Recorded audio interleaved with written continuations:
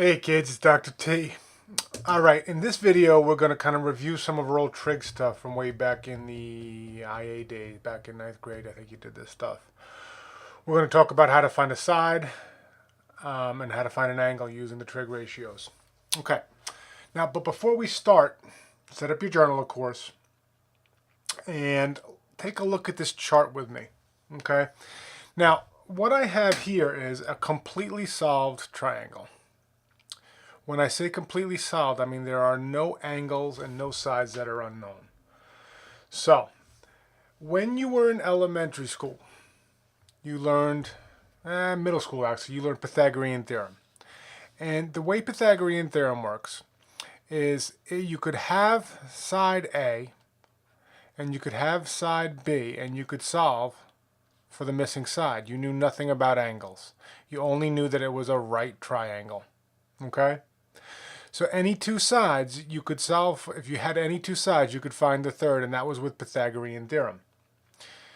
Then came ninth grade, and they took away two sides, and they only gave you maybe one side. Okay?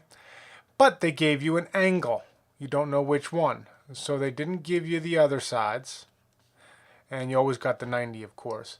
So with one side and one angle, you could solve the rest of the triangle. Then after that, what we did was we gave you at least two sides, and we used the inverse trig functions to find either one of the angles. So if you wanted to find an angle, you needed two sides. Okay? So basically the way it works is you can use two sides. You can use Pythagorean theorem for the third side. If you have one side and one angle, you can use the trig ratios for the other sides. If you have at least two sides, you can use the inverse trig ratios. Remember, second sine, second cosine, second tangent, etc. So the inverse trig ratios to find the other angles. Okay? Okay, what we're going to focus on is the trig ratios in this video. We're not going to do Pythagorean theorem again. So let's go on to the first. Okay, now I put these two examples side by side because I wanted you to see them and compare them. Now take a look before we even start solving that first one. There is one side, the hypotenuse, and one angle. Okay? And it's asking you for the adjacent side. So one side, one angle, you got to use the trig ratios. Okay? So, the way it works is this. You go ahead and you make sure you understand what side you're working for. You label your triangles so you don't make a mistake. This is 30 degrees. This is always going to be the hypotenuse. This is the opposite side, and this is the adjacent side. Opposite straight across from the 30 degree. Now notice X is not here. X is not the opposite side. They also don't give us the opposite side. So I cannot use and do not want the opposite side. All I've got is the adjacent and the hypotenuse.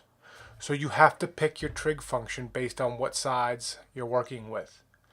The adjacent and the hypotenuse is the cosine.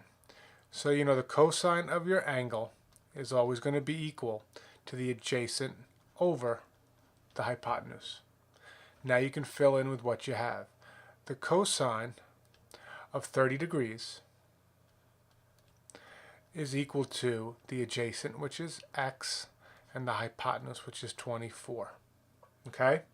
Now you're going to solve for x. You can just cross multiply. Some of you learned that. Or multiply both sides by 24. Whatever blows your hair back. But bottom line is that x is equal to 24 times the cosine of 30 degrees. Remember, that angle is inside the cosine. You can't touch it. That's why I always tell kids to put the 24 in front, because you have to treat that cosine of 30 as one number. Now, I happen to know that the cosine of 30 degrees is radical 3 over 2. If you take your calculator out and you want to put in cosine of 30 degrees, just make sure your calculator is in degree mode. You'll get radical 3 over 2, or the decimal equivalent. So that's going to be radical 3 over 2. So your answer is going to be that x is equal to 12 radical 3. Now, what number is that? Hold on. Here we go. 12 times the square root of 3 is 20.784. So we'll say that's about 20.8, and there's the measure of your side. And I look to see if it's reasonable, and it is, because it should be shorter than the hypotenuse, but not much shorter. So 20.8, let's say. Yeah, it's kind of ugly looking. Hold on. So 20.8.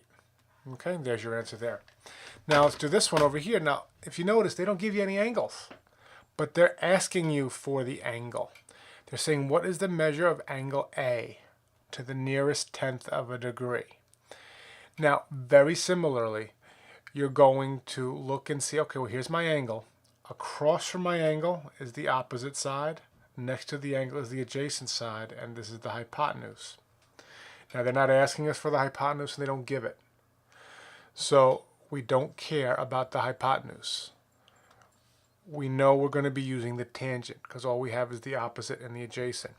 So you're going to be using the tangent of your angle is equal to your opposite over your hypotenuse. But we don't know the angle. So if you remember, your teacher said, well, if you're looking for the angle, you take the inverse tangent of both sides. Or basically you say, hey, look, well, your angle is going to be equal to the inverse tangent of the opposite over the hypotenuse. Okay?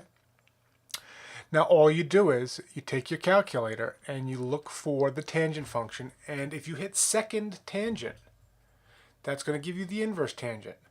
So my opposite is going to be 11.2 divided by 18.3. So my angle is going to be equal to the tangent, inverse tangent of 11.2 over 18.3. And I'll take out my calculator now. Second tangent, 11.2 divided by 18.3. Close my parentheses, enter. 31.46, blah, blah, blah. We'll call it nearest tenth of a degree, so 31.5. So the angle is going to be equal to 31.5 degrees. So that's the angle right there. Okay? So that's how you find angles, and that's how you find sides. Just don't get them all confused. If you have two sides, you can find an angle. If you have one side at an angle, you can find the sides. Okay? So, take a second, do both of these problems. We'll make sure you get them, and we'll go over them in class if we need to with a mini lesson or something like that. Okay? No need for you try it. This is kind of a review. So, but if we need to do more, we will. All right, guys. Have a great day.